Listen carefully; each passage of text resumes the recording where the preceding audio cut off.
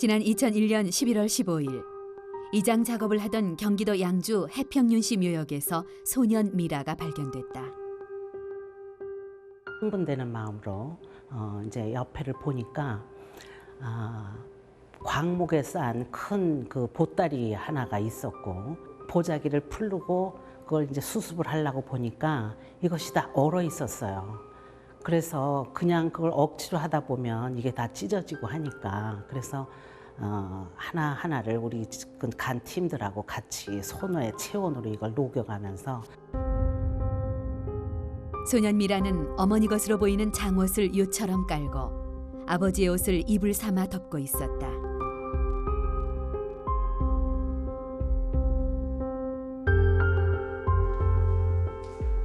무덤에서 수습된 옷은 아동복과 성인 의복 등 총 12점이었고 이 옷을 입고 있던 소년 미라는 그 보존 상태가 상당히 양호했다.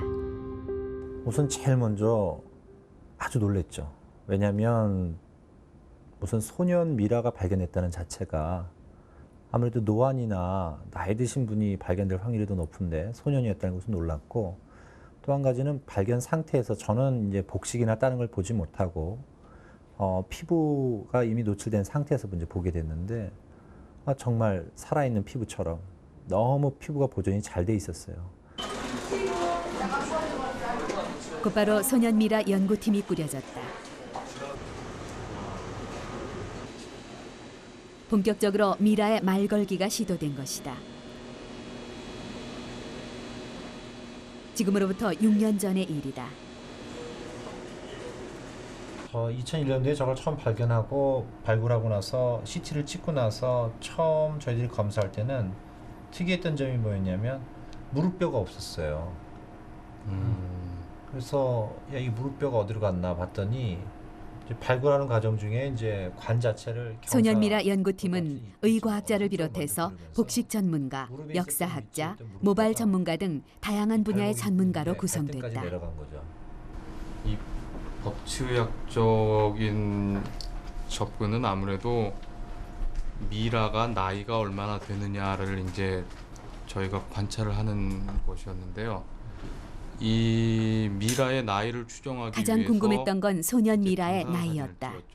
추정한 상태에서 5.0에서 5.9세가 나왔기 때문에 5.5세로 나이 추정하는 게 합리적이 아닐까라고 생각을 한 경우였습니다. 치아 사진으로 추정한 나이는 5.5세. 그렇다면 소년 미라가 살았던 시대는 언제일까? 유물에 남아있는 탄소량으로 연대를 추정하는 방사성 탄소 연대 측정법이 시도됐다. 네, 탄소들 동위원소들 중에 질량수 14짜리를 방사성 탄소라고 그러는데, 이거는 반감기를 가지고 붕괴해 나가는 겁니다. 반감기란 방사성 동위원소의 질량이 반으로 줄어드는 시간을 말하는데 C14의 반감기는 5730년이다. 방사성 탄소 연대 측정법이란 유물에 C14가 얼마나 남아있는지를 측정해 연대를 추정하는 것을 말한다. 소년 미라의 무명 백엔잎과 명주옷 일부가 시료로 채택됐다.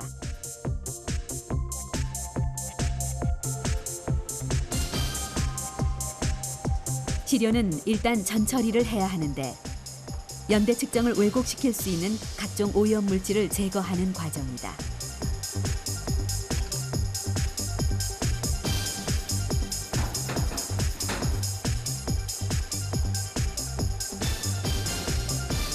그리고 몇 단계에 걸쳐서 오염물질을 완벽하게 제거한 시료를 질량 가속 분석기에 넣는다.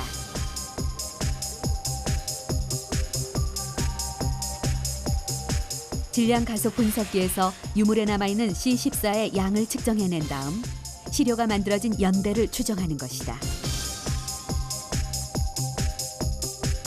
메고 있던 베개의 천하고 그리고 입고 있던 옷의 천을 통해서 연대를 측정을 했는데, 그 측정값은 1440년 플러스 마이너스 50년 가량이 나왔습니다.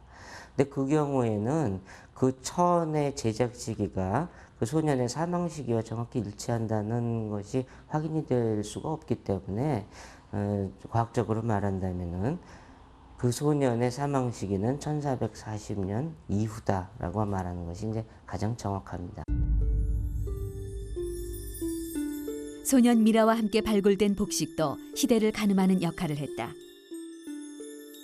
특히 두루마기처럼 생긴 중치막은 옆트임과 소매 모양이 끊임없이 변해왔기 때문에 시대를 추정하는 중요한 잣대가 된다.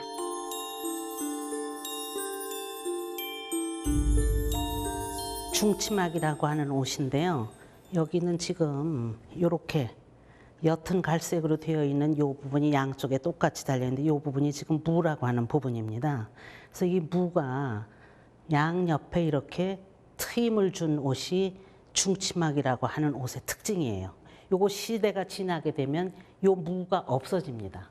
없어지는 시기가 있고 또 한 가지 중요한 것은 지금 소매의 베레 모양인데 여기가 지금 진동이라고 하는 요 부분보다 요 베레 부분이 좀 배가 약간 풀려서 이런 형태가 나타나는 것이 역시 17세기 중반 이전에 나타나는 조형적인 특징을 보였기 때문에 이 아기는 어쨌든 그 시대에 17세기 뭐 20, 30년대에 유물하고 유사했기 때문에 그렇게 추정을 할 수가 있었습니다. 소년 미라는 손톱과 발톱은 물론 머리카락까지 그대로 남아 있었고 피부는 탄력이 느껴질 정도였다. 그래서 피부의 보존 상태를 관찰해봤다. 그런데 눈으로 보이는 것과 달리 소년 미라의 피부는 많이 손상돼 있었다. 피부의 표면을 이루는 각질층은 잘 보존돼 있었으나 상피세포와 진피세포는 모두 분해되고 손상됐다.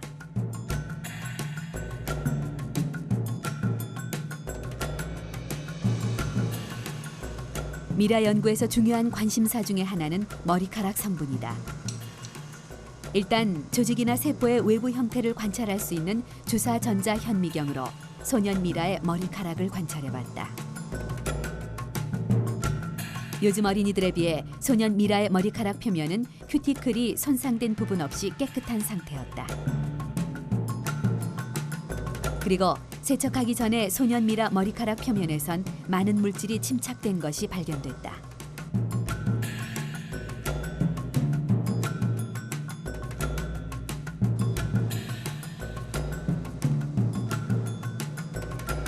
그 물질들을 에너지 분산 분광 분석기로 분석했더니 칼슘, 칼륨, 크롬, 납 등의 중금속 성분이 검출됐다. 조선시대 매장 문화에 비춰봤을 때 간을 묻은 후 그 위에 많은 양의 생석회를 뿌리게 되는데 이런 생석회가 오랜 시간이 지나면서 굳어지게 되고 간 내부는 진공 상태가 되어서 이때 생석회 성분의 일부분인 칼슘과 포타슘, 칼륨 성분들이 이온화되어 침투에 들어가게 됩니다. 이러한 물질들이 미이라의 피부와 모발에 침착되어서 미이라화가 촉진되는 것을 도와주는 것으로 사료됩니다. 그 당시 이런 텀이 소년 미라에 대한 1차 연구 조사가 이루어진 지 6년. 그동안 과학계는 발전에 발전을 거듭해왔다. 처음 타겟팅해야 되는 게 이 마이토콘드리아 유전자입니다. 당시 소년 미라의 개인 식별을 위해 유전자 검사를 실시했다. 그런 한 300년 넘은 조직에서 과연 유전자 검사가 가능할 것인가?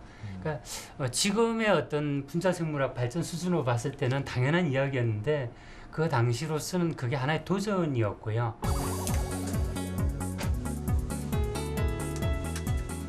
당시로선 미라의 유전자 검사가 낯설었던 게 사실이다.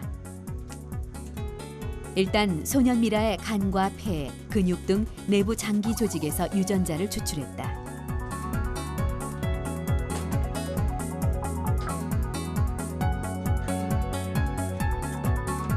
미라의 DNA는 세월이 지나면서 분해되고 그러다 보니 그 양이 적어져서 분석이 어려운 게 사실이다. 또 땅속에 묻혀 있다 보니 분석을 방해하는 물질이 섞여 있을 수도 있어서 미라의 유전자 검사는 쉬운 작업이 아니다.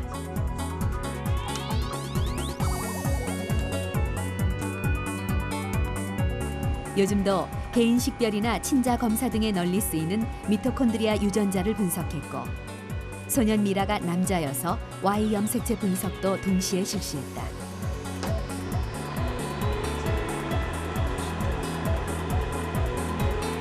6개 유전자형을 보고를 했었는데요. 이제 한국인 데이터베이스가 완성이 되었고요. 기술이 많이 발전을 해서 한 10여 개까지 한 뭐 15개 정도까지는 다 분석할 수 있는 기술이 되었습니다. 뭐 그렇게 분석을 하면 좀 더 뭐 유전학적으로 저분에 대한 그동안 평가를 유전자 하는데 기술은 발전했고 정보를 만들 훨씬 수 많은 있는 정보를 얻게 됐다는 맞습니다. 얘기다.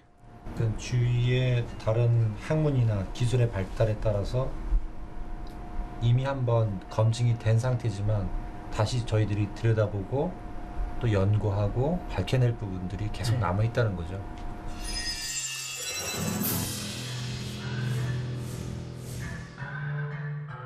미라는 포르투갈어다.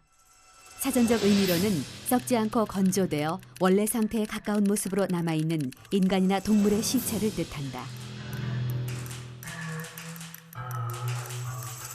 미라 하면 제일 먼저 떠오르는 이집트 미라.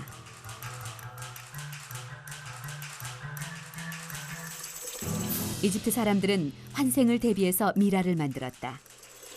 사람이 죽으면 일단 내부 장기를 모두 제거하고 방부 처리까지 해서 인위적으로 미라를 만든 것이다. 그런가 하면 사막처럼 건조한 기후에서 자연적으로 만들어진 미라도 있다.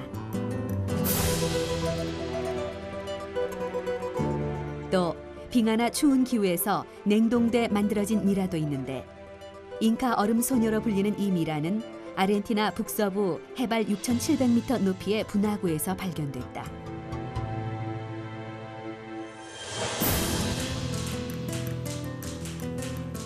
그리고 아주 특별한 습지에서 외부 공기와 차단돼 만들어진 미라도 있다.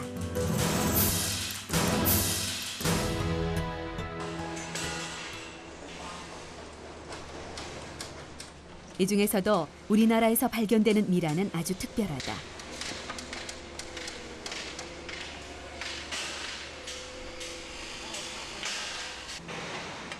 우리나라는 택지 개발 등으로 묘지를 이장하는 과정에서 미라가 집단으로 발견되는 경우가 많다. 현재까지 발견된 미라는 거의 조선시대 미라다. 조선시대 무덤이라고 해서 다 발견되는 건 아니고 이렇게 지금 보시는 것처럼 이렇게 관을 묻어놓고 관 주위에 이렇게 회를 쳐서 보존성이나 밀폐성이 높은 그런 무덤에서 미라가 많이 발견이 됩니다. 흔히 회광묘라고도 부르는 회경묘에서 미라가 발견된다는 얘기다. 회경묘는 회로 격, 그러니까 벽을 쳤다는 얘긴데 너무 단단해서 굴착기가 동원되는 경우가 다반사다. 이렇게 회각 구조는 이렇게 회각 돌리고 가로 횡대가 있고 위에 뚜껑이 있는데 이것이 얼마나 단단하냐면 사람이 일일이 손으로 쪼아서 사실은 드러내야 되는데 그것이 불가능하기 때문에 중장비를 이용해서 드러낼 수밖에 없습니다. 보시면 이게 굉장히 단단하기 때문에 밀폐성이 있고 그렇기 때문에 그 안에서 미라가 나올 수 있는 그런 환경이 조성이 되는 겁니다. 이렇게 보시면 단단하죠. 회경묘의 개념은 주자가래에서 시작됐다.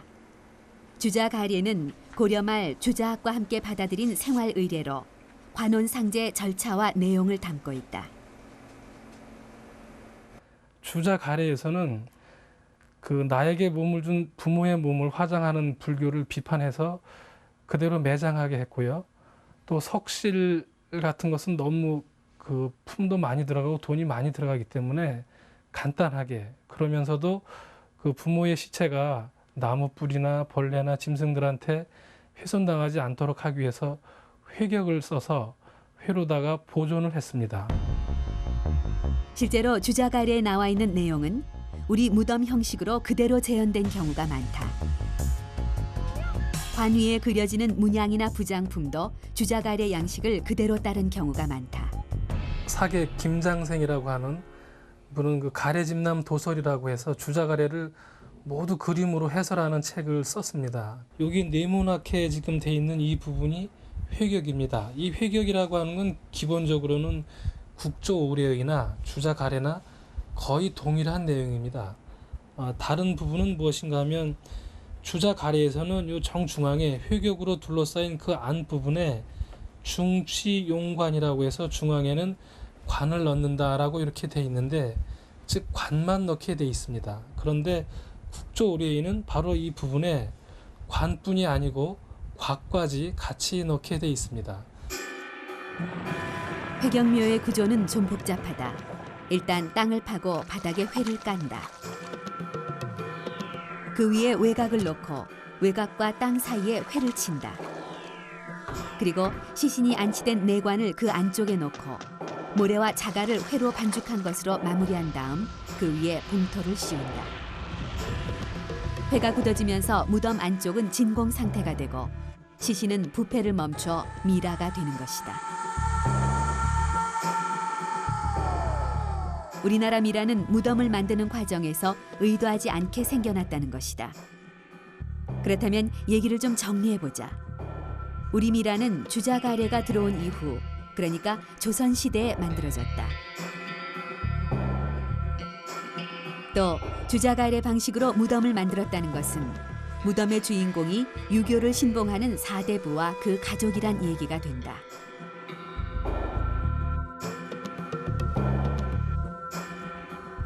한국의 미라는 어떤 인공적인 그 가공을 하지 않은 상태에서 자연적으로 만들어져 이 상태이기 때문에, 그리고 또 그 안에 그 족보나 문서 같은 개인의 신원을 확인할 수 있는 여러 가지 유물들이 들어 있어서 이 사람이 누구인지를 파악할 수 있다는 점이 첫 번째 특징이 되겠고요. 지난 2006년 4월 경남 하동.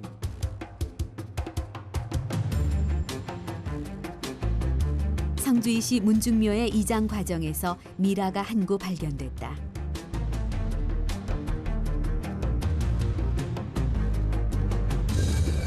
단단한 회격 안에 곽과 관을 모두 갖춘 회경묘의 초기 형태였다.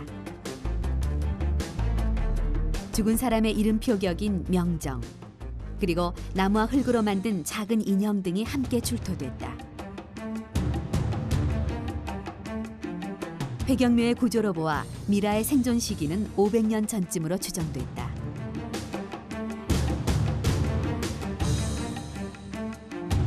그리고 복식으로 판단할 때 정구풍 관리의 부인 정도로 짐작됐다.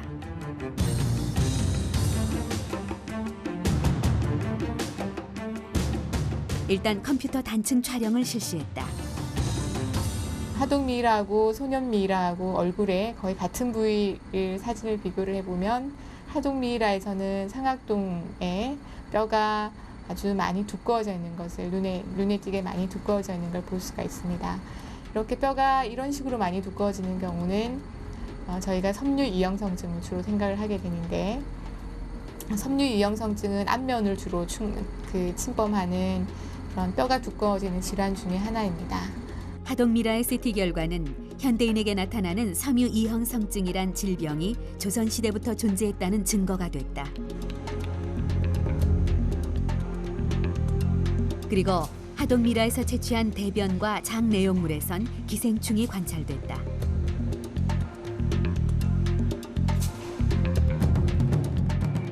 참골 큰입 흡충과 이형 흡충류, 그리고 간 흡충의 충난이었다. 참골 큰입흡충은 그 이름처럼 굴을 통해서 감염되는 것이고, 그 이형흡충류는 이제 뭐 숭어라든지 은어 같은 그런 반담수어를 통해서 명예가 되는 건데요. 그러니까 그 당시 사람들이 굴은 물론이고 지금처럼 물고기 같은 거를 날로 먹었다는 그런 추측을 할 수가 있겠습니다. 우리가 여기서 주목할 것은 참골 큰입 흡충이다. 참골 큰입 흡충은 1993년 국내 연구팀에 의해 처음 확인돼 세계 학회에 보고된 기생충이다. 그런데 기생충 감염 실태 조사에 따르면 참골 큰입 흡충이 유행한 지역은 전남 신안군 일대고, 미라가 발견된 하동군 일대는 자연산 굴과 관련된 이 기생충의 주 분포지에 해당하지 않는다. 그렇다면 하동미라에서 발견된 참골 큰입 흡충은 어떻게 설명할 수 있을까? 이 의문은 역사학자에 의해서 풀렸다. 각 지방의 특산물을 걷기 위해서 조사를 했는데요. 그러한 결과물이 세종실록 지리지하고 동국여지 승남이라고 하는 책에 들어가 있습니다. 이 책은 동국여지 승남입니다. 이 책 중에 이 지금 부분은 하동현 부분인데요. 여기 토산이라고 하는 부분이 있는데 이 토산이 각 지역의 특산물들을 모아놓은 곳입니다. 여기 보시면 하동현의 특산물로 대구어라고 있고 여기 또 전복도 있고요. 여기 보시다 보면 석화가 있는데 이 석화가 바로 굴입니다. 결론적으로 조선시대 하동 지역에선 자연산 굴이 많이 생산됐고 당시 사람들은 생식 습관이 있었고 참굴 큰입 흡충은 지금보다 훨씬 넓은 범위에서 분포했다는 얘기다. 미라를 통해 역사의 기록을 증명한 셈이다.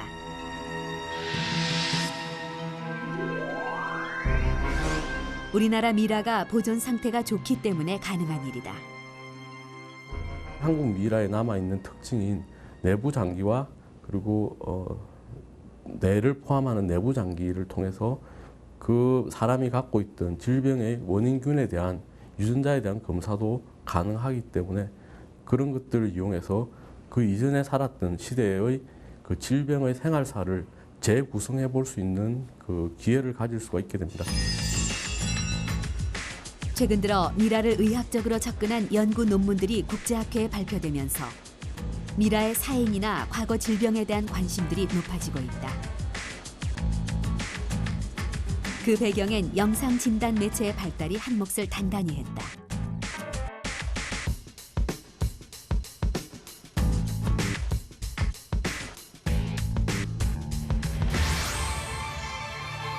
전 세계적으로 가장 유명한 미라 투탕카멘.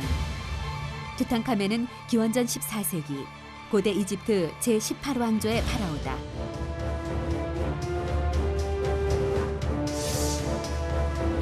아홉 살에 즉위해 18살에 사망한 것으로 추정되는 투탕카멘의 사망을 놓고 암살설이 제기되는 등 학계의 논란이 끊이지 않았다. Many people believe that Tutankhamun was murdered because of that hole in the back of the head.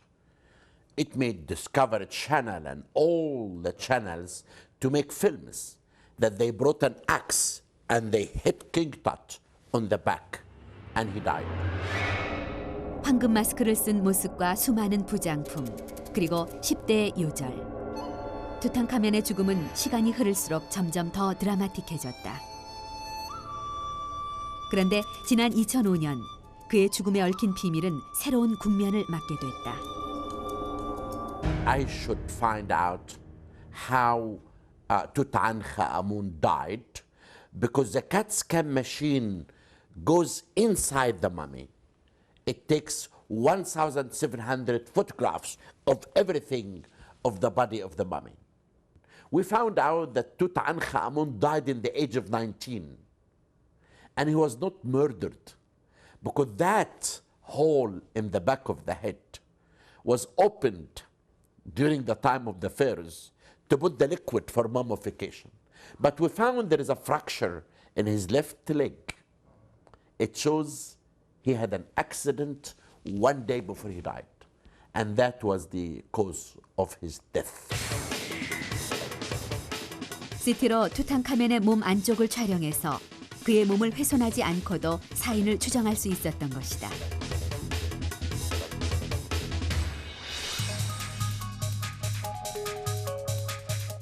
지난 2001년 경기도 파주시 파평윤씨 묘역에서 미라가 발견됐다. 당시 미라의 배 부분이 불룩해서 여러 가지 추측이 난무했는데 CT 결과 미라는 임신 상태였다.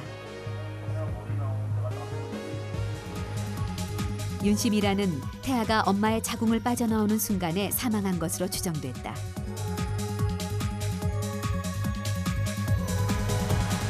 어깨뼈에서 척추로 이어지는 거 보이시죠? 어깨뼈가 이 산도에 딱 걸려 있습니다. 그래서 나머지 부분들은 봤더니 이렇게 머리는 이 바깥쪽으로, 아기 머리는 이미 그 산도 바깥으로 나와 있고 아기 어깨가 이렇게 골반뼈에 걸려 있는 것으로 봐서 더 그 가장 넓은 부위 아기의 가장 넓은 부위가 산도를 통과하지 못해서 사망했겠구나 알 수 있었습니다. 그러면 그 원인이 뭘까 하고 저희가 다시 한번 분석을 해봤을 때 일부에서 자궁의 파열의 흔적이 보였습니다. 윤 씨 미라는 발굴 당시 부검을 했고 자궁 출혈로 인한 사망이 확인됐다. 부검과 CT 결과가 일치한 것이다. CT를 하면 미라에 손상을 입히지 않고도 몸 안쪽을 진단할 수 있다는 것이다. CT, 컴퓨터 단층 촬영이란 무엇인가? X선을 쏘여 조직의 성분과 밀도에 따라 흡수되는 정도의 차이를 보여주는 것인데 엑스레이가 2차원이라면 CT는 3차원 입체 영상으로 표현한 것이다.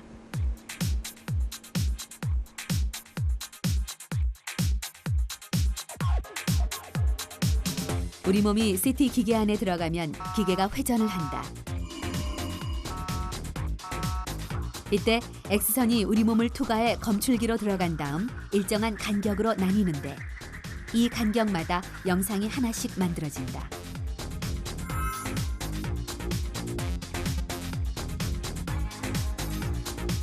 이 간격이 얇을수록 영상은 더 정확해지는데 초창기 20-30mm던 간격은 0.625mm까지 정교해졌다.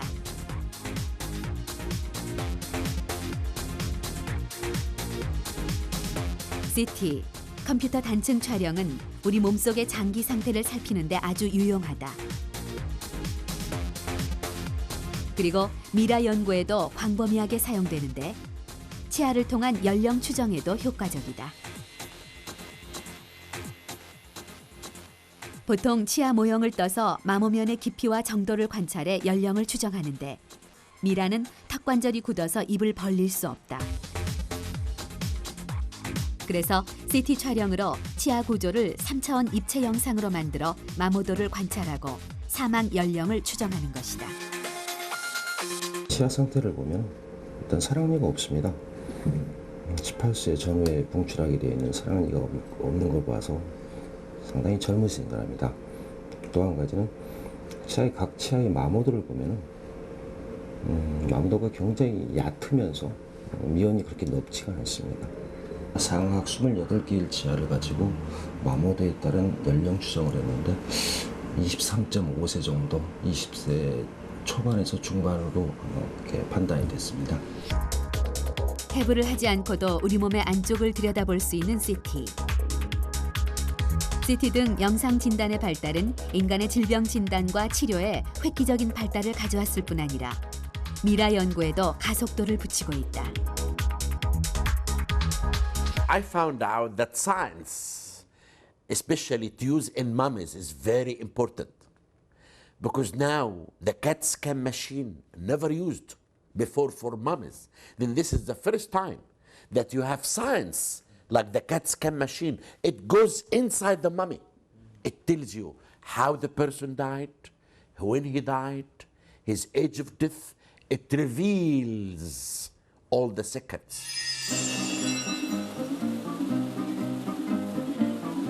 이탈리아의 볼차노.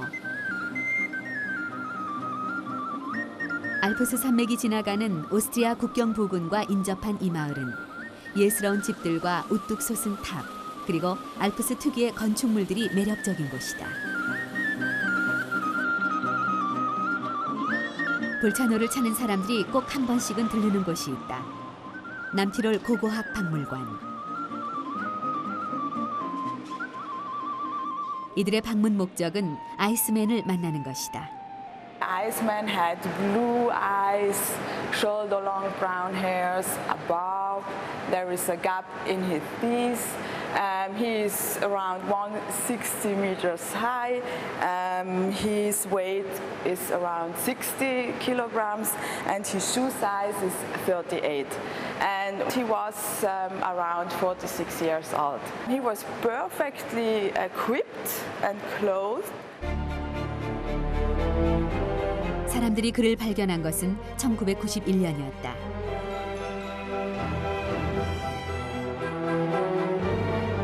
아이스맨은 해발 3,200m의 알프스 산맥 웨츠탈 지역에서 꽁꽁 언 미라 상태로 발견됐다. 그가 발견된 지역의 이름을 따서 외치라고 불린다.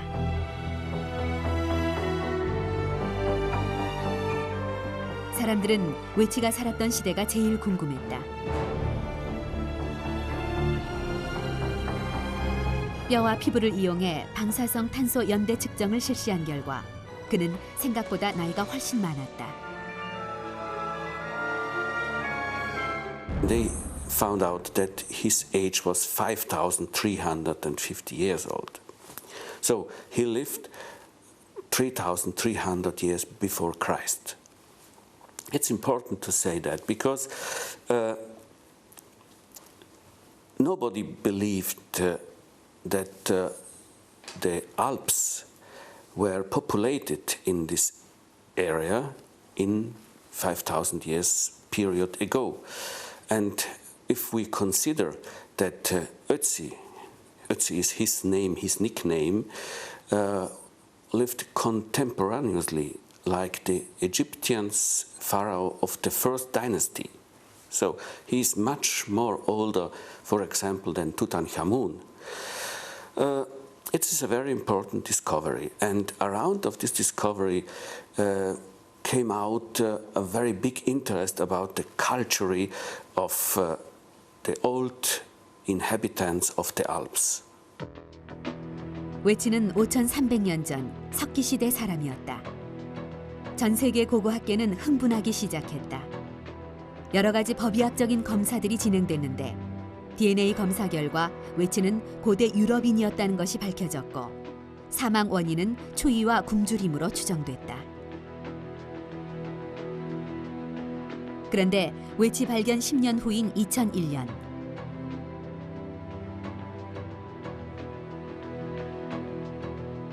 새로운 검사 결과가 나왔고 기존의 추정과 가설을 뒤흔들어 놓았다.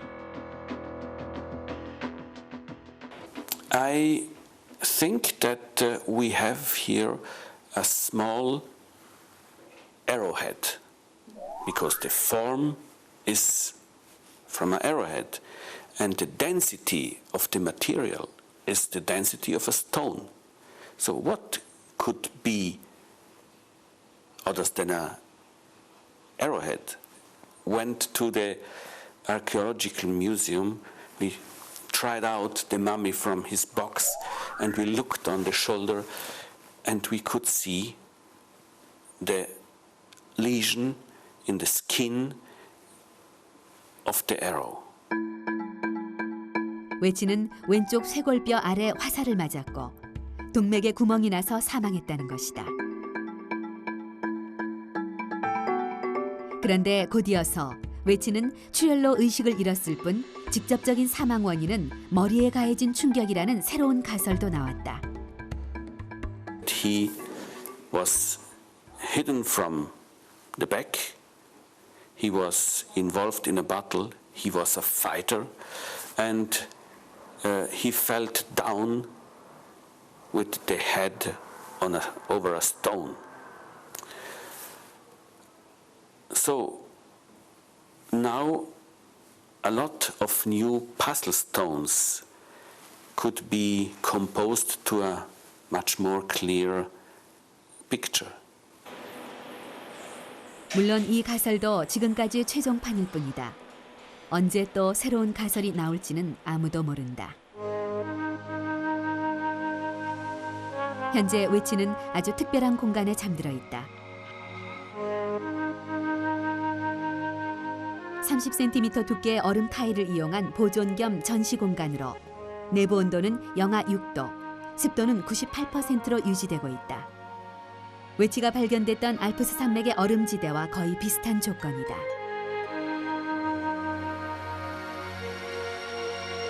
특별하게 고안된 웨치의 방은 전담 인원이 배치돼 항상 내부 상태를 체크하고 있다.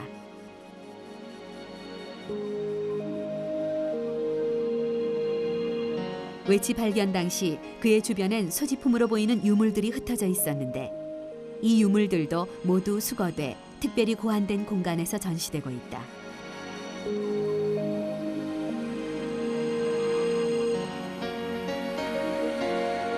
그리고 웨치의 생전 모습은 물론이고 그의 소지품들도 당시 모습으로 복원돼 전시되고 있다.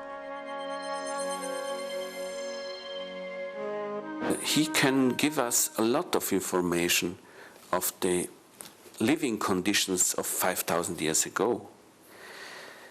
The information we can use for interpretation of climate situation 5,000 years ago. We are very curious to know how the people lived in this area.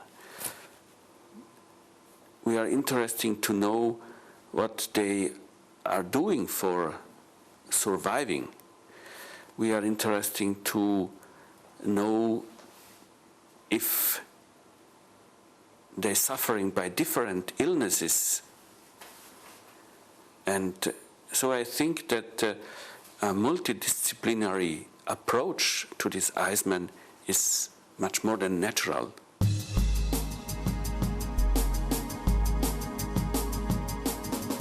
미라를 연구한다는 것은 단순히 사인을 밝히는 의학적인 면에만 국한되지 않는다.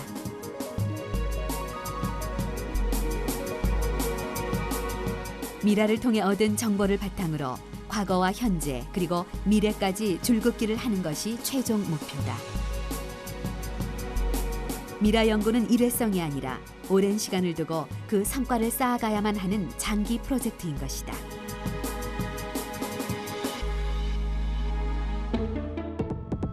지난 2006년 소년 미라에 대한 1차 조사 4년 만에 2차 조사가 있었다. 2차 조사 때에는 조금 더 그 의학적으로 모든 것들을 한번 검사를 해보자는 취지에서 마치 400년 전의 사람이 저희 대학병원의 문을 두드리고 이렇게 문 앞에 들어서서 검사를 받는다고 가정하고 저희들이 조사를 하기 시작한 겁니다. 쉽게 이야기하자면 오늘날의 건강검진 같은 것을 시도를 해본 것이죠. 부검을 안 하고도 몸 안쪽의 정보를 얻기 위해 시도된 방법은 내시경이었다. 내시경은 몸 안에 작은 카메라를 집어넣어 내부 장기를 살피고 조직 샘플도 채취할 수 있는 방법이다.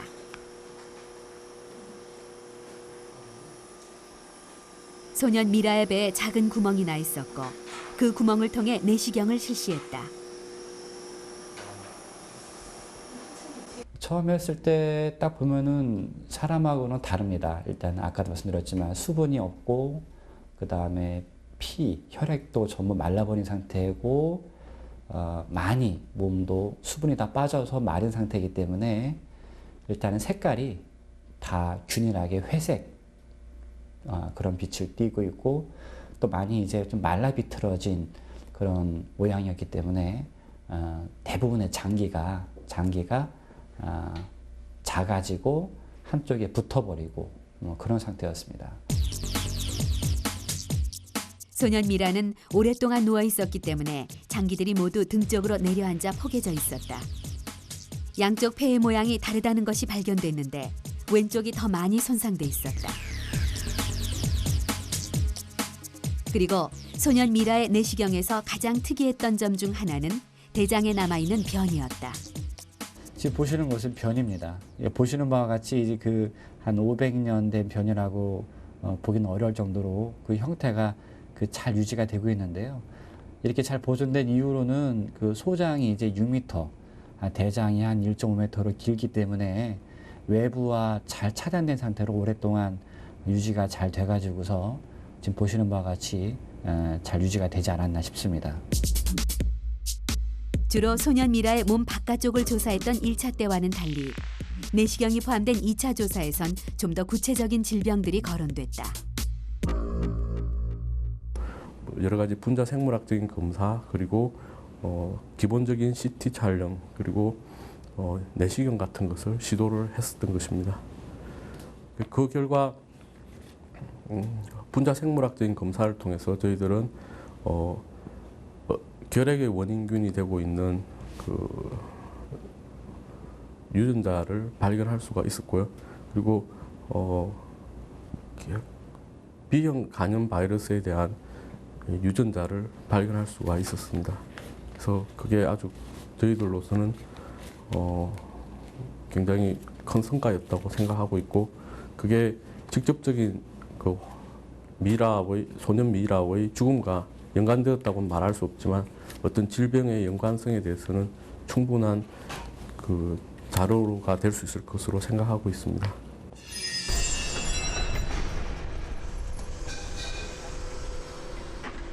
미라 연구는 그 방법이 점점 정교해지면서 진화하고 있다.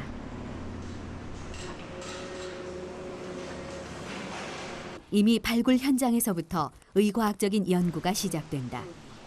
이제 발굴 현장에서 의과학자를 만나는 건 그리 어려운 일이 아니다. 복장은 왜 그런 형태로 착용을 하셨나요? 이런 고인구를 사용해서 DNA를 연구하기 위해서 가장 중요한 점은 현대에 남아있는 DNA 오염을 막는 것입니다. 그렇기 때문에 이렇게 발굴하는 사람은 실험에 직접 참여해서 멸균된 복장과 멸균된 제품을 사용해가지고 직접 발굴을 하게 되는 것입니다. 우리나라의 미라 연구는 세계적인 수준으로 평가되고 있다. 하나, 둘, 셋. 특히 최근 신내동 택지개발 사업 예정지에서 발견된 미라의 경우 가장 진화된 미라 조사 방식이 사용됐다. 미라는 발굴 즉시 전문 연구기관으로 이송됐고 옷을 입은 상태에서 바로 CT를 했다. 기존과는 사뭇 다른 방법이다. 의복을 벗겨서 오게 되면은 팔다리가 잘못하다가는 떨어져 나가는 수가 있습니다. 그런데 의복을 완전 입힌 상태에서 오게 되면은 그런 팔다리가 제대로 붙어 있는 상태에서 영상을 얻게 될 수 있고 또 나중에 조직 검사를 한다거나 할 때도 거의 손상되지 않은 상태로 저희가 조직을 보고 검사를 할 수 있기 때문에 좀 더 정확한 원인이나 그런 것들을 밝힐 수 있는 그런 장점이 있겠습니다. 그리고 아무래도 공기 중에 노출이 되면 박테리아나 바이러스 이런 것들에 의해서 침습을 당할 수 있는데 그런 것에 의한 부패나 이런 것들도 좀 덜할 수 있을 거라고 짐작이 됩니다.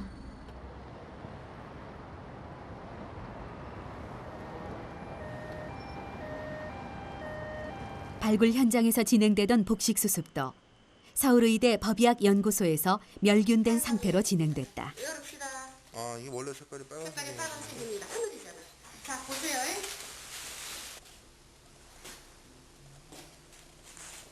여자다. CT 후에 진행된 이 복식 수습 과정은 수십 년간 출토 복식을 연구해온 전문가들에게도 아주 특별한 경험이었다. 야, 이거 하나 찍어주세요. 야, 멋있어. 진짜 멋있다.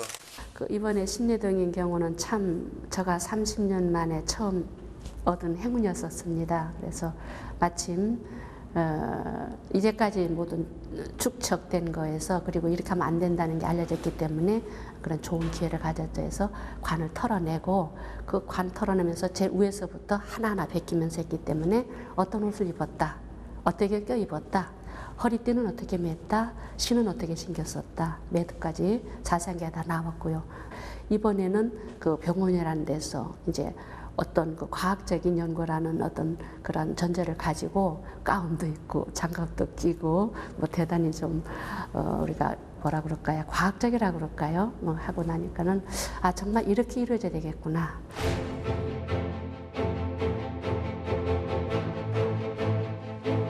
미라를 연구한다는 것은 수백 년, 수천 년 전의 과거로부터 온 타임캡슐을 여는 일이다.